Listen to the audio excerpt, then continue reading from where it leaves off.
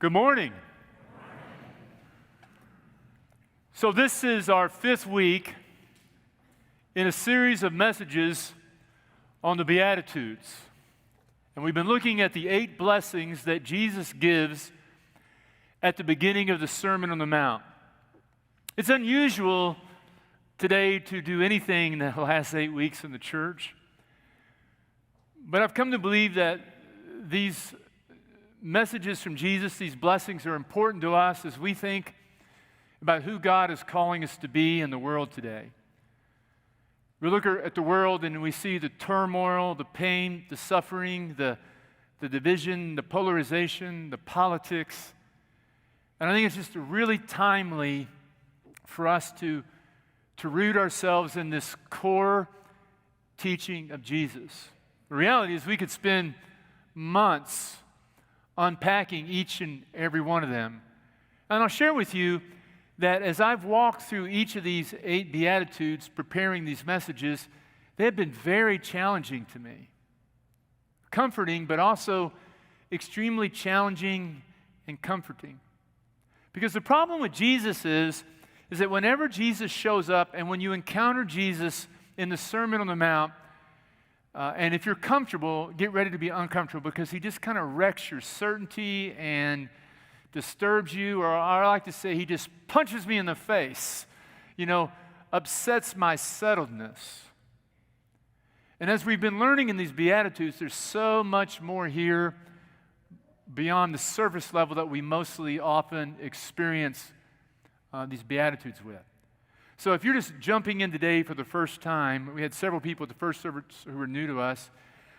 I want to say you can go online on our website, or you can go to YouTube, and you can be a part of the other messages too. And by the way, let's just say Kevin did a great job last week, didn't he? What a magnificent job.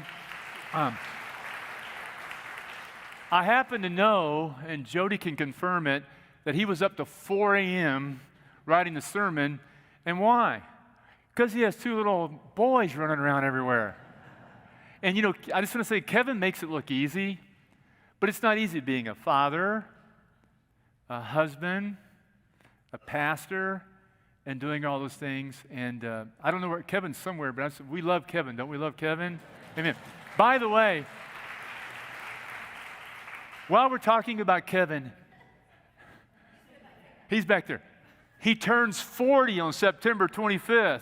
So he looks like he's 25, but he turns 40. Okay, enough of this chatter. I want you to stand up for me. Stand up. Stand up. We're going to stand up for the 5th Beatitude. I'm going to read it to you, and then I'm going to lead you in reading it with me. Let me read it first.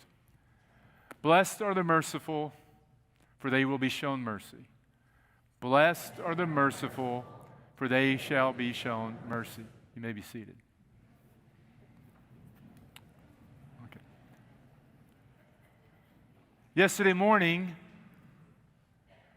I was in a church parking lot at 5:30 a.m. on Brookside. I was the first one there for a long group run. I was there an hour early. I was just doing some sprints across the parking lot to get warmed up for what was going to happen later. It's dark. And I look over across the parking lot, and I see this shadowy figure, tall, with a baseball hat on. It looks like long hair, pushing a broom. Pretty unusual. I mean, how often do you see someone before dawn, 5:30 in the morning, pushing a broom and sweeping up leaves? I don't think too much about it. This is going on about 10 minutes, and then I'm curious. So I run over, and I said, "What are you doing out here at 5:30 in the morning cleaning the parking lot?" He said, "Well, I basically says, I'm going through some hard times, and so I have a little business, and I clean up parking lots all up and down Brookside." He says, "I've been homeless for a while." And he said, "Actually, I live in the alley over here, and that's where I stay, and so I've worked out this arrangement. I clean up garbage and trash and sweep up for people." And I said, "Well, that's a hard job with that little broom." He said, "Well, I used to have a gas blower you put on my back. I put on my back, and I I could blow off parking lots with the gas blower. But he said, several days ago, I was walking to a job in the dark, and 3 guys came out of the darkness and beat me down. He said, I just laid there in the fetal position as they kicked and punched me, and they ran off and stole my gas blower and took away my income. He said, my name is Donald, but you can call me Ducky. And I said, I didn't know what to say. I just said, man, that's terrible. I'm so sorry. I'm so glad I got a chance to meet you. And I remember thinking to myself, what do you do? What do I do?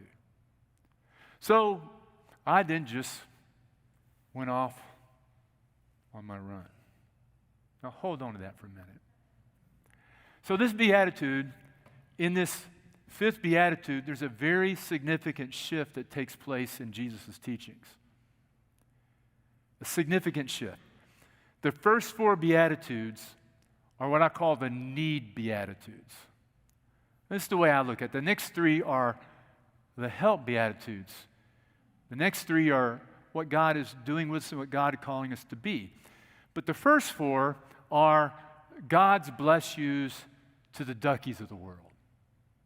They're God bless yous to those who don't have a fair shot at life, who've had their feet knocked out from underneath them. What those first 4 are, they're not virtues, they're not blessings for you and me. They're blessings for people who are living on the bottom, for people who are looking for clean water and shelter and food, and are fleeing from war and violence and living through horror and tragedy and suffering. They're those who are literally poor and whose life spirit has been crushed.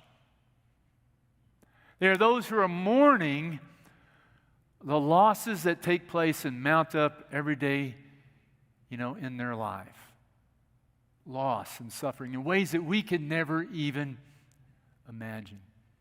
It's for those who are meek. Meek meaning the Hebrew word there is, for this in the Hebrew text, is the word ani. It means the forlorn, the forsaken, the forgotten, who have no voice because they've been beaten down so much. Now these are unusual ways to look at these Beatitudes. I do think they truly reflect the teaching of Jesus. But because we are in positions of power and influence and wealth, we tend to look at them from our point of view. But I'll point out to you, these first 4 Beatitudes aren't really for us. If you can go to a football game, if you have tickets to the football game, and you can go to the OU game, and you can afford to spend money for a ticket, and if you can afford to buy a beer and pay $20 for a hot dog and a soggy bun, it's not for you. If you got a nice bed to sleep in at night, if you have a Roth IRA, you have a good retirement, you have good medical care, you have health insurance, you can send your kids off to good schools, your kids can go off to college, these Beatitudes really aren't for you. What they are for us and you and me is kind of like right in the side, and they say to us, you're not the blessed ones. You're just the lucky ones.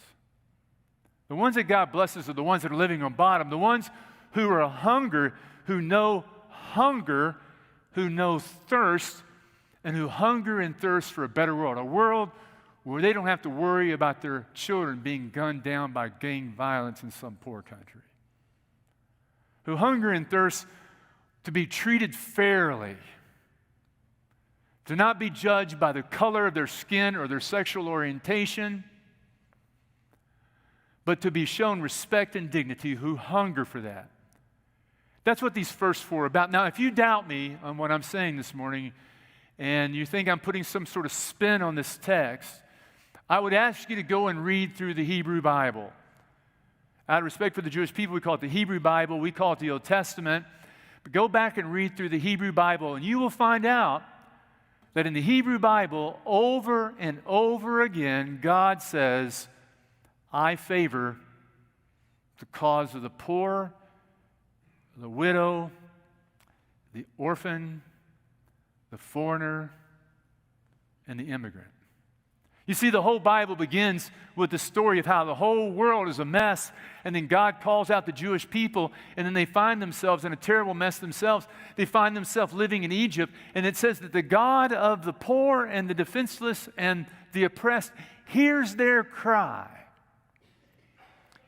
and leads them through the desert and gives them a land. It says in Deuteronomy, he saw the Lord God of hosts is the God of the fatherless, the God of the orphan, the God of the widow and the foreigner and the immigrant. This is said over and over again. And the reason it's said over and over again, because when the Torah, the Hebrew Bible, was put together and handed to the people of God, and they began to read these texts in the synagogues and unrolling the scrolls because they needed a reminder. You weren't always in this place that you're in. Reminding them where they came from and how God delivered them. And to remind them that the love of God is not your sole possession to be hoarded and kept for yourselves, but just as I delivered you, I expect you to be involved in the things that I care about. Now, this is a great word for the church, because in the church, we tend to think that we are sitting on the top of things. That God's blessing comes from us to the world, that God's love comes to the world, that we are the people that bring good things to the world, and that God, America is the favorite, best place in the world and the focus of God's care and concern. No, the whole world is. The Bible doesn't say God bless America, but God says, for God so loved the world. That's the truth. We forget it. We want to make God's love our possession, our concern, our thing. And so we hoard it, and we want to then build fences and keep people out. And we forget what God says and what Jesus says, that we are called to use the things that we have for the benefit of others. So you go, David, I get it. You've been beating this drum for 4 weeks. Well, let me ask you, do you really? I'm not sure I do. Because if I did, I probably wouldn't have gone on a 12-mile run and left Ducky behind with a broom. Okay, you get it. You can't understand then the next 3 Beatitudes without understanding the first 4. So the next 3 then is where I think we can take it a little more personally in the sense of who God is calling us to be. These are about the type of people that God is forming. And so when it says mercy, it says the people that God is forming in a world of human suffering and sorrow, God, let me say this one more thing. I'm going to get up. I'm going to say this. Don't let people lie to you and tell you that what I said is political. It's not. That's how you neuter the voice of the church, because everything I just said is not political. It's biblical. So stop listening to that voice. And we're a purple church. Read Scripture and know who God is for. It's biblical. Okay, that's enough. All right. Let me get back to it. Okay. All right. Blessed are the merciful, for they will receive mercy. Now, what comes to mind when you hear the word mercy? Forgiveness, right? That's what comes to mind. Mercy. What a great word for the world we live in that seems so merciless. Now, in some extent, it is about forgiveness. And Jesus, this was a big theme for Jesus' ministry. Jesus was always talking about forgiveness. In fact, you see it in the Sermon on the Mount.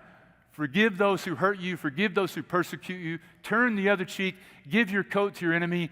He was always talking about the cancellation of debts, the restoration of people, reuniting people, forgiving debts, and letting people off the hook and showing people forgiveness who've hurt. And he preached about this because he could see and he himself experienced the meanness of the human condition.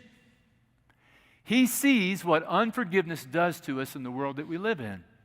In fact, Desmond Tutu said, who won the Nobel Peace Prize for his work during the post-apartheid years, said that without forgiveness, there's no hope for the human world and there's no way forward. So Jesus sees how people within his own family, with his own friends, with his own disciples, harbored resentment. In fact, remember that one time they were going through a Samaritan village, and they didn't show hospitality to Jesus. And so the disciples look at Jesus and say, Jesus, these are some bad people. They're not like us. Will you smoke them and bring down some lightning and fire from heaven? Boom, kill them. And Jesus then says at some point, forgive. So much so that Peter says, well, okay, it's all fine in theory. I get it, Jesus. Fine in theory. But after we forgive someone 7 times, then can we lower the boom and give them the hammer and stomp them out? I mean, there's got to be a limit. This is unreasonable to some degree. And Jesus says no 70 times 7, which means you just got to keep forgiving and forgiving and forgiving and forgiving till you forget the offense. And it no longer twists inside you and embitters you. And it's what he's saying here then, he goes on and says, and this is the hard part, you don't expect forgiveness if you're unwilling to forgive. Because he tells a story about a man who was forgiven this enormous debt, and then who turns around and doesn't forgive a man with a smaller debt, and the man who was forgiven the enormous debt and doesn't show gratitude, that man is thrown into a place of dark gnashing of teeth. And Jesus is making this point. If you hold on to unforgiveness and you don't forgive, don't expect much for yourself. You're going to end up in a dark place. And we prayed it just a minute ago. Were you paying attention? Forgive us our debts as we forgive our debtors. We should have went, oh, no. Now, this is hard work. And when we approach it from this point of view, everyone in this room, myself included, we need to take a personal inventory of our grievances. But here's the but. We must know also that there's a deeper level of teaching here in this text. Jesus talks about forgiveness, but I don't think that's exactly what he means here when he's talking about mercy. Now, because the word that's used here in the Greek comes from a Hebrew word, it's a Greek translation of a Hebrew word in the Hebrew Bible, the word hesed. So in the Hebrew Bible, when it's translated into Greek, it's translated in this word elos. Elos. And this word hesed, what does that word mean? That word means the unconditional, steadfast, unwavering love of God for creation and for all people.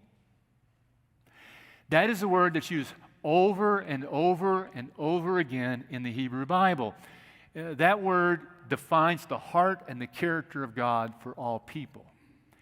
It is the hesed love of God that enabled God to hear the cry of his people to deliver them from slavery.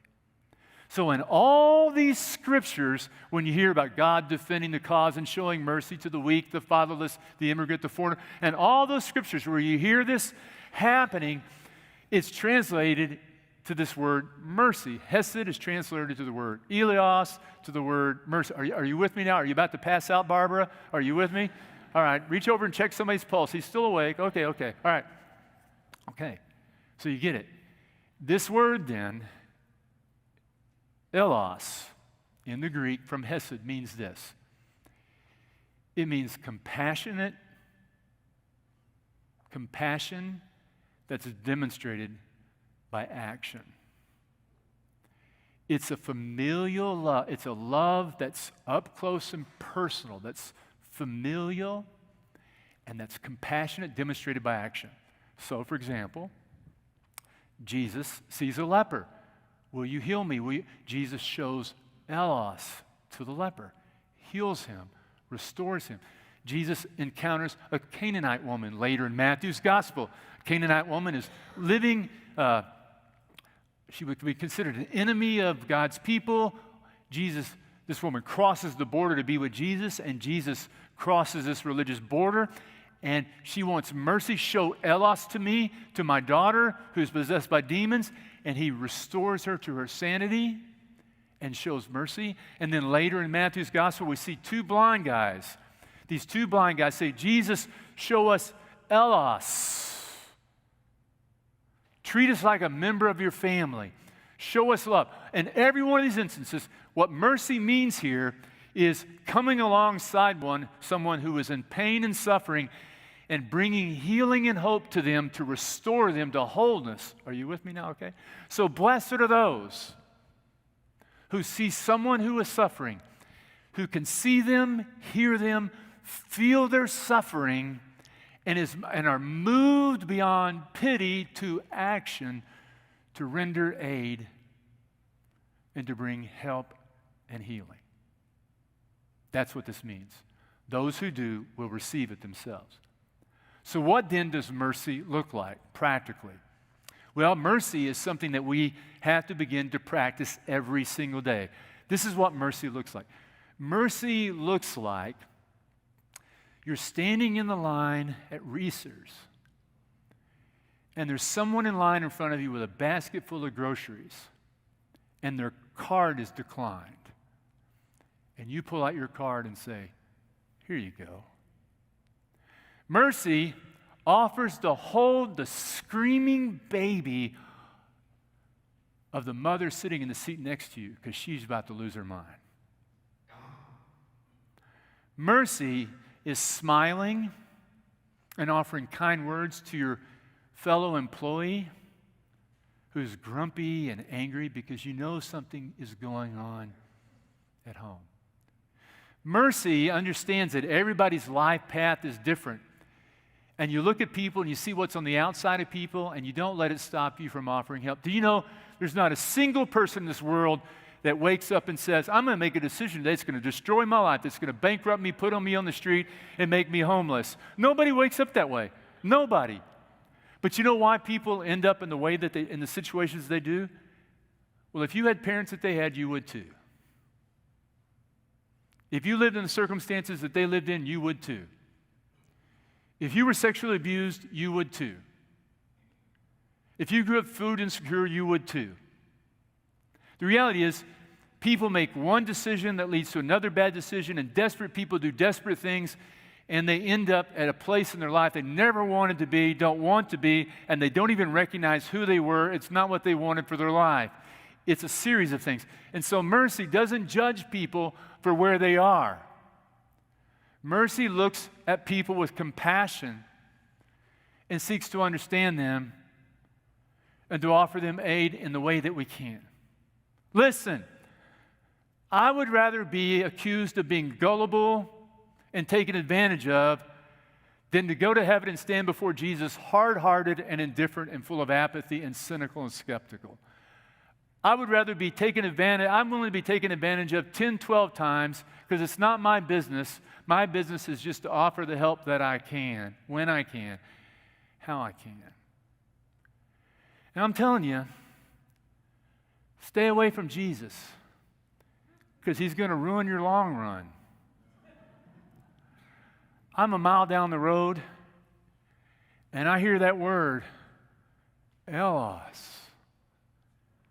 You just left Ducky behind. He doesn't have a gas blower. Elos.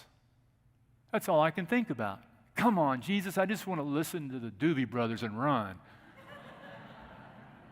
Quit it. Elos. Oh, come on, some Hendrix. No, Elos. So by this time, I'm thinking, I sure hope he's there when I get back. He was sitting in a lawn chair by the dumpster, and I walked up to him and said, "Hey, Ducky, what are you doing for the rest of the day?" He says, "Not much." I said, "How about some breakfast?" So we walked across the street to Starbucks. He's never been in there. And I said, he says, "I can't afford it." I said, "I'm buying breakfast, don't worry." We got some sandwiches. We sat down and we ate. And you know what he told me? He was married to his wife, Bobby, for more than 30 years. She got ovarian cancer. He had to take care of her. He lost his job. And then they took the house he'd been paying a mortgage on for 22 years, and then he lost his truck. He's 60 years old. He's been on the street for a year, and when you're 60 years old and you're on the street and you have no family to rely on, he said, it's hard to get a job. I'm waiting in line to get a house, and so I clean up around business to get enough money just to be able to feed myself, and I stay away from most people because I look scary because of the way I look. And I said, well, Ducky, after breakfast, why don't we go down to Silver Dollar Pond? So we go down to Silver Dollar Pond, And have you ever been to the pawn shop there? You can buy all kinds of things. You can buy a tuba, a new stereo, all kinds of stuff. So we go into the pawn shop, and they've got a gas blower there, almost brand new, $250. And Ducky goes to the guy, "Would you take $200 for it?" "Well, I think so." So you know what happened? You bought Ducky yesterday a new blower, a new gas blower. And here's the best part of this story. After the first service, a guy and his wife that have never been here before, never been in our church before, walked up to me and says, "You're not going to believe it." He says, "I own a restaurant down on Brookside. And yesterday afternoon, one of my employees comes, there's a strange-looking guy named Ducky at the back door wanting to blow off our sidewalk with his new gas blower." You can't make that up. When God's working, right? Now, here's the thing. That story is not about me. I'm not the hero of that story. Ducky's the hero of the story. And all I'm doing is just doing what I'm told to do and supposed to do. It's showing compassion and action and doing the work. So the question is, as a church, we are a loving church. We are a non-judgmental church. Everybody's welcome here. Everybody's welcome here. We're inclusive. We're loving, non-judgmental, all those things. And those are all great things. But it's not enough. We need to be a merciful church. And when you put mercy with all those things, compassionate action with all those things, which are more passive, it takes the gospel and makes it triple caffeinated, high-powered Jesus work. And that's the kind of stuff that changes lives and changes the world. And let me say this to you. Don't ever think that you're better than anyone else in the world. Because that Jesus that came to the world, he came to bring you mercy too. And we all need it. Every one of us. That's the gospel of Jesus Christ. Amen.